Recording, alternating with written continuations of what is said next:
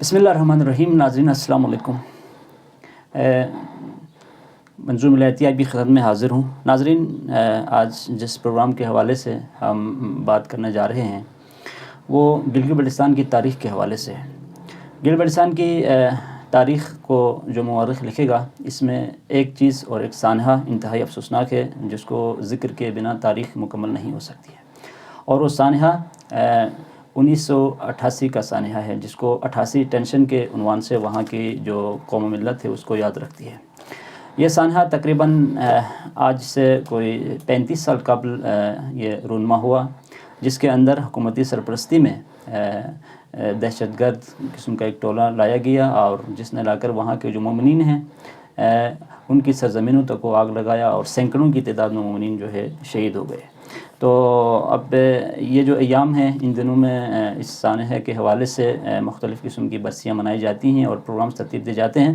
تو اس سلسلے میں بات کرنے کے لیے ہم نے آج زحمت دی ہے حجت الاسلام والمسلمین علامہ شیخ عقیل ترابی صاحب کو, کہ یہ بھی بتاتا چلوں کہ قبلہ جو ہے اس سانحے کے جو ہے عینی شاہد ہیں, یعنی یہ سانحہ جب رونما ہوا اس وقت آپ وہیں پر تشریف فرما تھے.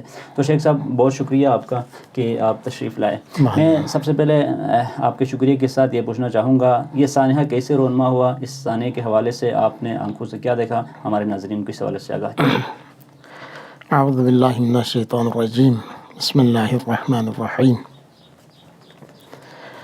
یہ 88 کا جو ٹینشن ہے, تقریباً اس وقت کی جو گورنمنٹ ہے اس کی سرپرستی میں ایک دہشت گرد ٹولہ, ایک دہشت گرد گروہ کو شمالی علاقہ جات کی طرف جو ہے لشکر کشی کرائی گئی, اور اس وقت میں اسی علاقے میں وہاں موجود تھا.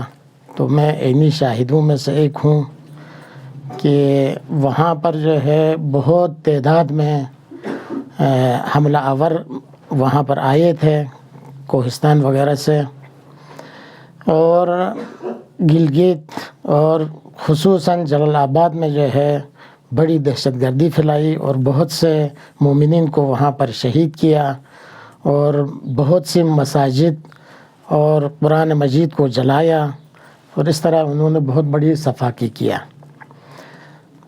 جی بہت شکریہ. اس حوالے سے بات کر رہے تھے, جلال آباد کے حوالے سے آپ نے بات کی. تو جلال آباد چونکہ اس سانحے میں سب سے زیادہ متاثرہ گاؤں میں سے ہے, تو مجھے بتائیے کہ جلال آباد کے اندر کیا نقصانات ہوئے اس وقت؟ سننے میں آ رہا ہے کہ وہاں کی جو فصلیں ہیں ان تک بھی آگ جلائی گئی, باقی جو نقصانات ہوئے مومنین شہید ہوئے اس سے ہٹ کر. تو اس حوالے سے ہمارے ناظرین کو آگاہ کیجیے. جی وہاں پر بہت زیادہ دہشت گردی پھیلائی. وہاں پر جو ہے مکانات جلائے, مساجد جلائے, امام باڑے جلائے, اور اس کے علاوہ جو ہے جو فصلیں ہیں, تازہ فصلیں, ان پر جو ہے وہ آگ لگائی, اور درخت جو ہے سبز درخت انہوں نے جو ہے وہ کاٹا, حیوانات کو ذبح کیا. اس طرح جو ہے تقریباً یہ 88 کا ٹینشن جو ہے 22 مئی کو جو ہے وہ شروع ہوا تھا. اس سے لے کے تقریباً ایک ہفتے تک یہ جو ہے صفاقی کرتے رہے, اور بہت سے مومنین تقریباً 100 سے اوپر شہید ہوئے ہیں. تو جلال آباد میں جو ہے بہت زیادہ انہوں نے ظلم اور بربریت کیا. جی جلال آباد سے ہٹ کے باقی کس علاقے کے مومنین زیادہ شہید ہوئے اور جنہوں نے قربانی دی اس حوالے سے؟ وہاں خود جلال آباد کے جوان تھے, اور اس سے زیادہ جو ہے وہ نگر کے جوان جو ہے وہاں پر بڑی زبردست انہوں نے کردار ادا کیا. نگر سے بہت زبردست جوان آئے تھے, کافی جوان.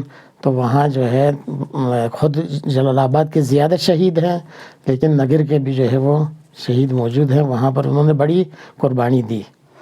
جلال آباد اور نگر کے حوالے سے آپ نے بات کی. اب ہم رخ کرتے ہیں دوسری طرف کا, جو سکردو کی طرف کا رندو کا علاقہ ہے. تو وہاں سے مومنین کی وہاں کیا صورتحال تھی؟ وہاں پر مومنین آئے, مقاومت اور مزاحمت کے لیے آئے ہوئے تھے, شہادتیں بھی ہوئی اس طرف. تو کیا رول تھا وہاں کے مومنین؟ جی وہاں پر جو ہے بلتستان کے مختلف علاقوں سے جو ہے آئے ہوئے تھے, شگر سے, کھرمنگ سے, اسی طرح خود سینٹر سکردو سے, اور زیادہ تر جو ہے وہ رندو کا جو ہے رول ادا تھا. وہاں پر زیادہ جوان جو ہے وہ رندو کے تھے.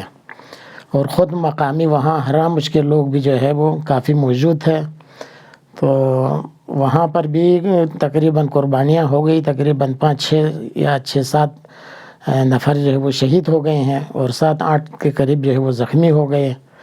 تو ایک لشکر کا گروہ جو ہے عالم بریج سے کراس کرتے ہوئے حرامش کے ابتدائی گاؤں میں داخل ہو چکے تھے کہ وہاں پر جو ہے ان کو روکا گیا، وگرنہ ان کا ہدف تو جو ہے وہ سکردو تک ان کی چڑھائی کرنا جو ہے ان کا مقصود تھا، لیکن ان کو وہاں پر روکا گیا. جی بہت شکریہ. اس کے علاوہ یہ بتائیے گا اس وقت جو مذہبی اور سیاسی قائدین تھے ان کا کیا رول تھا؟ انہوں نے آیا اس مزاحمت کے حوالے سے جو ایک گروہ آیا تھا تکفیری مومنین کو نقصان پہنچانے کے حوالے سے، تو انہوں نے کیا رول ادا کیا؟ آیا انہوں نے مقاومت کے حوالے سے کلیدی کردار ادا کیا، اور اگر کیا تو کون کون سی شخصیات تھی جنہوں نے اچھا رول ادا کیا؟ اگرچہ وہاں کے مومنین نے ہر ایک نے اپنی بساط کے مطابق جو ہے وہ بہت کوشش کیا، انہوں نے قربانیاں دیا، فعالیت کیا، لیکن جو مہم جو کارنامے انجام دیا ان میں جو ہے وہ روندو کے جو ہے صادق علی صاحب تھے جو سابقہ کونسلر تھے، خدا رحمت کرے ابھی جو ہے دنیا سے رحلت پا چکے ہیں. ان کا زیادہ رول ادا تھا کہ محاذ میں جو ہے وہ سر فہرست اور خط مقدم پر جو ہے وہ موجود تھے. اور اس کے بعد جو ہے سیاسی وہاں کے جو ہے شیخ غلام احمد مرحوم قائد بلتستان، ان کا زیادہ رول ادا تھا.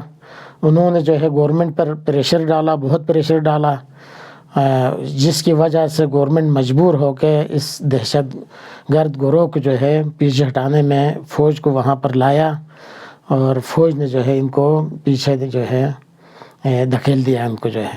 اور یہ جو ہے قائد بلتستان شمالی علاقہ جات شیخ غلام احمد کی پریشر کی وجہ سے گورنمنٹ نے جو ہے مجبور ہو کے ان کو جو ہے واپس کر دیا. جی بہت شکریہ. اس کے علاوہ تاریخ میں یہ بھی ملتا ہے کہ شگر کے جو راجہ ہیں راجہ اعظم خان، ان کا بھی زبردست رول تھا، اس حوالے سے بھی آگاہ کیجیے. شگر کے راجہ اعظم خان صاحب جو ہے وہاں محاذ پہ بھی آئے ہوئے تھے، وہاں پر بھی ان کا جو ہے بہت زیادہ رول تھا اور بڑی جو ہے بہادری کیا اور بڑی زبردست کردار ادا کیا. اور بھی بہت زیادہ شخصیات تھی جن کا جو ہے کچھ کا ابھی مجھے نام بھی یاد نہیں ہے. تو وہاں پر ہر ایک نے وہ کیا، لیکن راجہ اعظم خان جو ہے اس نے خصوصی کردار ادا کیا وہاں پہ. بہت شکریہ شیخ صاحب. میں یہ بھی پوچھنا چاہوں گا کہ آپ کیا سمجھتے ہیں کہ یہ جو لشکر کشی کی گئی گلگت بلتستان کی طرف، اس کے کیا اسباب ہو سکتے ہیں آپ کی نظر میں؟ اس وقت کی جو گورنمنٹ ہے ان کی یہ پالیسی تھی کہ وہاں پر جو ہے مومنین کو کلن شمالی علاقہ جات سے ان کا جو ہے وہ صفایا کریں، اور وہاں پر جو ہے افغانستان سے جو مجاہدین کے نام پہ جو آئے ہوئے تھے وہاں جو ہے شمالی علاقہ جات میں ان کو بسانے کی ایک سازش تھی گورنمنٹ کی، اس زمانے کی گورنمنٹ کی. تو الحمدللہ خداوند عالم نے ان کی جو ہے وہ عزائم کو خاک میں ملا دیا اور اس میں وہ کامیاب نہ ہو سکے، وگرنہ ان کا ہدف یہ تھا کہ وہاں پر جو ہے یہ دہشت گرد ٹولے کو وہاں پر بسائیں اور مومنین کا جو ہے قتل عام کر لیں. یہ ان کا جو ہے وہ مین ہدف تھا. جی بہت شکریہ شیخ صاحب. آپ نے نگر کے حوالے سے بات کی. نگر کا جو علاقہ ہے ابھی تو ایک گلگت بلتستان کا پورا ضلع بن چکا ہے. وہاں کے مومنین کی ایک اپنی مستقل تاریخ ہے، دینی حوالے سے ان کے بڑے نمایاں کردار ہیں. تو وہاں کی جو شخصیت تھی اس وقت جو قائد تھے شاید شیخ غلام حیدر صاحب تھے، میرے خیال میں سیاسی طور پر وہ رکن کونسل بھی تھے گلگت بلتستان کے، تو انہوں نے بھی سنا ہے اچھا رول ادا کیا. جی انہوں نے جو ہے وہاں اس وقت موجودہ جو ہے وہ کونسلر تھے شمالی علاقہ جات کے نگر کے جو ہیں. تو سیاسی حوالے سے انہوں نے بہت زبردست کردار ادا کیا اور واقعاً جو ہے کافی انہوں نے جو ہے فعالیت کیا سیاسی حوالے سے، اور اس طرح جو ہے ان کا کردار جو ہے وہ تاریخ میں واقعاً قابل تعریف ہے. گلگت بلتستان کے حوالے سے ہم بات کر رہے ہیں تو یہ میں سمجھتا ہوں کہ یہ چیز نہایت ہی ضروری ہے کہ گلگت بلتستان کے اندر جو جتنے بھی فرقے ہیں ہمارے ہاں، چونکہ 4 مسالک کی یہ سرزمین ہے، جس میں شیعہ بھی ہیں، سنی بھی ہیں، اور نوربخشی اور اسماعیلی بھی ہیں، اور دوسری بڑی بات یہ ہے کہ یہ سارے مذہبی ہیں۔ اگر آپ دیکھیں تو شیعہ بھی مذہبی ہیں وہاں کے، پاکستان کے باقی علاقوں کی نسبت، سنی بھی مذہبی ہیں باقی مسالک کے اندر بھی۔ تو ایسے میں اگر جو قائدین ہیں سیاسی اور خاص طور پر دینی قائدین، اگر وہ ایک دوسرے سے ہم آہنگی اور ایک دوسرے کو سمجھنے اور افہام و تفہیم کی اگر کوشش نہ کریں تو وہاں فساد کے امکانات بہت زیادہ جو ہے ماضی میں ہم دیکھتے رہے ہیں، امکانات زیادہ بھی ہیں۔ تو آپ کیا سمجھتے ہیں کہ وہاں کے جو جتنے مسالک ہیں دینی، ان کو ہم آہنگ کرنے کے لیے، ان کو ساتھ رکھنے کے لیے اور مل کر ایک دوسرے کو اختلافات کے باوجود مل کر مشترکات کے بیس پر آگے چلنے کے حوالے سے آپ کیا پیغام دینا چاہیں گے؟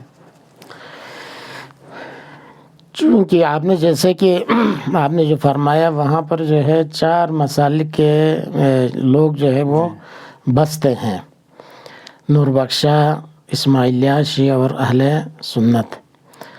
تو وہاں پر مقامی لوگ، مقامی علماء، مقامی شخصیات، سیاسی شخصیات، ان سب کو یہ کردار ادا کرنا چاہیے کہ مسلمان جو ہے سب مل کے زندگی کرے وہاں پر، کیونکہ ہمارے مشترکات جو ہے زیادہ ہیں، قرآن سے لے کے خانہ کعبہ سے لے کے پیغمبر سے لے کے ساری مشترکات ہماری ہیں۔ ایک جزئی چھوٹی سی اختلافات کی وجہ سے وہاں پر جو ہے کچھ سیاسی اغراض و مقاصد کے خاطر یا گورنمنٹ ممکن ہے وہاں پر جو ہے وہ فسادات کرا کے وہ اپنے جو ہے مفادات حاصل کرنا چاہتی ہیں۔ ان سے تمام علماء اور سیاسی شخصیات کو جو ہے سوچ بوجھ کے ساتھ جو ہے ان چیزوں کو سمجھنا چاہیے، اس کی نزاکت ان کو معلوم ہونا چاہیے، اور اس حوالے سے جو ہے وہ اتحاد کا پیغام دے دیں، یہ تنفر کی جو ہے وہ فضا کو ختم کریں اور بھائی چارگی اور اخوت کا جو ہے فضا قائم کریں، چونکہ اس سے پہلے جو ہے بڑی محبت کے ساتھ وہاں آپس میں جو ہے رشتے ہوتے تھے، شیعہ سنیوں کا آپس میں رشتے ہوتے تھے۔ درمیان میں کیا ہوا کہ مثلا یہ اختلافات جو ہے یہ پشت صحنہ جو ہے کچھ جو ہے وہ اس ماحول کو خراب کرنا چاہتے ہیں۔ اس کے لیے تمام سیاسی شخصیات اور علماء کو چاہیے کہ وہ اتحاد کے فضا کو جو ہے روز بروز جو ہے اس کو اضافہ کرنا چاہیے، تاکہ ایک بہترین اسلامی ماحول میں سب مذاہب والے یعنی اچھی زندگی اور امن کی زندگی جو ہے وہ بسر کر سکے۔ جی، آپ اس حوالے سے عرض کر رہے تھے شیخ صاحب، پاکستان کے اندر جو ہے نا، پاکستان کی جغرافیائی جو دفاع ہے، مثلا فوج کے اندر سب سے زیادہ جوان گلگت بلتستان کے ہیں، اسی طرح سے نظریاتی پاکستان کی سرحدیں ہیں، وہاں پر بھی سب سے زیادہ جو لوگ فعالیت کر رہے ہیں وہ گلگت بلتستان کے لوگ ہیں۔ یعنی اگر شیعہ علماء ہیں پاکستان کے کسی بھی کونے میں جائیے، وہاں کی مساجد میں شیعہ علماء ہوں گے جہاں پیش نمازی کر رہے ہوں گے، امام جمعہ جماعت ہوں گے، اسی طرح سے اہل سنت بھی یہی ہے۔ تو وہاں کی جو سرزمین ہے وہ اس حوالے سے تو حساس ہے مذہبی حوالے سے، لیکن ان کے اندر جو قوت ہے کہ ایک قوم کی حفاظت کر سکتی ہے، دفاع کر سکتی ہے، تو اس میں جو بنیادی نقطہ ہے وہ یہی ہے کہ جب ضیاء الحق نے جو ہے جب طالبانائزیشن کی ایک اسلام کی تنفیذ کے حوالے سے کام کیا، تو جس کے اثرات گلگت بلتستان میں پڑے اور یہ سانحہ 88 ہوا، تو میں آپ سے یہ پوچھنا چاہ رہا ہوں کہ وہاں کی جو قوم ہے، وہاں کی جو ملت ہے، اب اس کے اندر ایک اور چیز بہت ایک ہمارا دردمند پہلو بھی ہے ہمارے سامنے، وہ یہ کہ یہ مذہبی فسادات کی وجہ سے، اس طرح کے سانحات کی وجہ سے جیسے 1988 میں ہوا، جس کے حوالے سے آج ہم پروگرام جو ہے ریکارڈ کروا رہے ہیں، تو اس کی وجہ سے سیاسی حقوق سے ہم پیچھے رہ گئے، یعنی کہ اصل جو قوم کی شناخت ہے وہ نہیں مل رہی، نتیجے میں ہم فسادات کی طرف جا رہے ہیں۔ تو آپ کیا سمجھتے ہیں کہ اس طرح کے سانحات ان کو روکنے کے لیے، اختلافات کو روکنے کے لیے علماء کرام کس طرح سے کردار ادا کریں؟ یہ تو آپ نے فرمایا کہ کردار ادا کریں، لیکن کس طرح سے ادا کریں کہ وہ قوم کٹھی ہو کر اپنے جو حقوق ہیں، پاکستان کی اسمبلی کے اندر ان کو حقوق حاصل نہیں ہیں، پاکستان کے سینٹ کے اندر حقوق حاصل نہیں ہے، بے شمار حقوق ہیں، تو اس حوالے سے وہ آگے بڑھ سکیں۔ تو آپ کیا سمجھتے ہیں کہ کس طرح سے ان کے اندر فکری جو ہے نا بلوغت ان کے اندر آ جائے، فکری طور پر قوم بیدار ہو اور وہ سب مل کر آگے بڑھیں؟ ہاں، اسی وجہ سے شمالی علاقے چونکہ ایک متنازع علاقہ جو ہے وہ ہے، تو پاکستان بھی جو ہے وہ نہیں چاہتا ہے کہ وہاں پر جو ہے مستقل اس کو جو ہے صوبہ بنائیں، ان کے جو ہے پاکستان، معاف کیجیے گا، پاکستان نہیں چاہتا ہے، اس سے بڑھ کے پاکستان بنا نہیں سکتا ہے، یا جو ہے اقوام متحدہ کی کچھ شاید ان کی رکاوٹ ہے، مشکلات ہیں، یا پاکستان نہیں بنا سکتا ہے، یہ نہیں معلوم.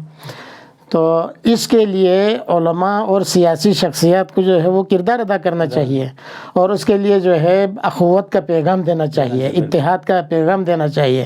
جب تک یہ جو ہے شمالی علاقہ جات کی جو قوم ہے، ملت جو ہے، وہ جب تک متحد نہ ہو وہ اپنے حقوق حاصل نہیں کر سکتے ہیں. نہ ابھی ہمارے پارلیمنٹ میں وہاں پر کوئی نمائندگی ہے، نہ ہم وزیر اعظم کے لیے نہ پارلیمنٹ میں وہاں نہ ووٹ دے سکتے ہیں، کچھ بھی نہیں.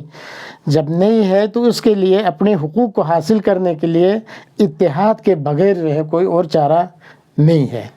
تو اس کے لیے جو ہے وہ اتحاد، علمی شخصیات، علماء سب جو ہے وہ اپنا کردار ادا کریں اور اتحاد کر کے اپنے حقوق کا مطالبہ کریں، تو اپنے حقوق کے حصول میں جو ہے وہ کامیاب ہو سکتے ہیں. جی بہت شکریہ شیخ صاحب، آپ نے اس حوالے سے سانحہ 88 ٹینشن کے حوالے سے ہم بات کر رہے تھے. آپ نے گفتگو فرمایا کہ وہ سانحہ کیسے ہوا، مومنین نے کس طرح سے مقاومت کیا، اور جو ایک سوچ تھی، ایک فکر تھی کہ کس طرح سے وہاں کے مومنین کو جو ہے نکال کر ایک خاص مائنڈ سیٹ کے لوگوں کو وہاں پر جو ہے بٹھانا تھا. تو اللہ تعالیٰ نے بہر صورت اللہ تعالیٰ کے ارادے ایسے ہیں کہ وہ مومنین کو جو ہے وہ ترقی عطا کرتا ہے، مومنین کو جو فتح عطا کرتا ہے، تو وہ ناکام و نامراد ہوئے.